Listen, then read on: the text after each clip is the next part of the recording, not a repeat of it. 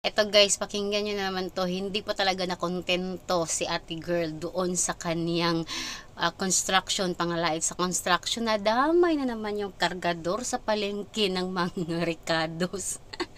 Ginoo, kawawa yung kargador na nahimik doon. Nadamay na naman dito sa issue niya. Ewan ko ba, nakainom na ba ito ng gamot? Nadamay na naman sa panlalait niya. Pakinggan nyo siya guys. Ita-translate ko po ito sa Tagalog kung hindi nyo po ito naiintindihan. Shout out dai ko sa mga bashers na ko nga mga batik kay na nga na-insecures kong pagkagwapa. Hoy! Ngano dili man ako panitod sa pulis ag siman? First of all, gwapa. Tasog ilong. Lamion. And puti. Kamo. Kinsa may mamunit ninyo? Ang kargador lang sa lamasan. Taas kay mga fighting spirit. Huwag ninyo lang tawa. Ang inyong mga dagway. Murag tai.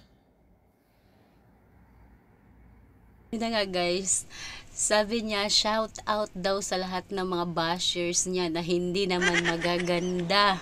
Maot ba? At ano daw naman yung dahilan at hindi siya papatulan ng mga pulis at seaman.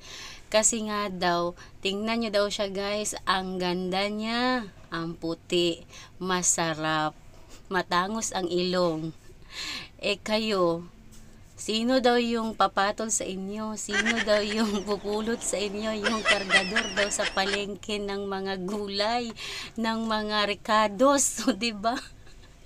Damay na naman yung kargador. Grabe talaga to si ate. Wagas talaga kung makalait. So yun nga, wag daw masyadong mataas yung standard nyo.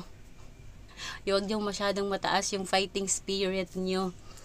Hindi mo nga tiningnan yung mukha mo daw na para daw mukha ng EBS. O diba? Grabe si ate. Hindi ko alam guys, saan niya pinupulot itong mga words na ito. Nag-iisip ba siya? Pinag-iisipan ba niya bago niya ito i-content? Ang hirap kasi guys, kapag alam mo, ang daming paraan para mag-viral, para sumikat, nang hindi ka nang lalait. Ang daming nagka-million views dyan guys, nagluluto lang. So pag ganito kasing paraan ang ginawa mo, gusto mong mag-viral, gusto mong sumikat, nang lait ka. Guys, akala mo ba hindi ito babalik sa'yo? Nako, tingnan mo, hinahalungkat ngayon ang kanyang mga nakaraang buhay, yung trabaho niya ngayon. So, ang dami tuloy na nadamay yung pamilya niya. Ang hirap pag ganun guys, may anak pala ito siya. Tapos ngayon, isa nga siyang OFW. Kaya ngayon, ang dami tuloy nagsasabi dun sa comment section, sinisira niya yung mga image or reputasyon ng mga Bisaya, ng mga OFW, kasi isa din po siyang OFW. Hindi siya kampihan kasi maling-mali po talaga itong ginawa niya. Okay? So, ayun na nga, na-discriminate na tuloy siya, yung uri ng trabaho niya, kung sinong mga nakakasama niya, at ano yung mga pinagdaanan niya sa buhay, at pati tuloy yung anak niya na damay. Kawawa guys, kasi syempre, bago ka kasi gumawa dito ng content, isipin mo, kasi ito, buong mundo ang manunood sa'yo. So, isipin mo, paano yun? Mabubuli yung anak mo, mabubuli yung pamilya mo, nag-aaway na yung pamilya, nakakahiya yung ginagawa mo, or nakakahiya, 'di ba? So ano, baka mamaya hindi napapasok sa school yung anak mo dahil binubuli na, ganyan pala yung nanay mo, ganito pala ang trabaho ng nanay mo, ganito pala kadami ng lalaki ang nanay mo. Ano ba? Ang mga pangit na mga words. Kasi guys, kapag ganyan yung way na sumikat tayo, ihanda mo na yung sarili mo, kasi hahalongkatin at hahalongkatin yan ng mga tao dito sa social media.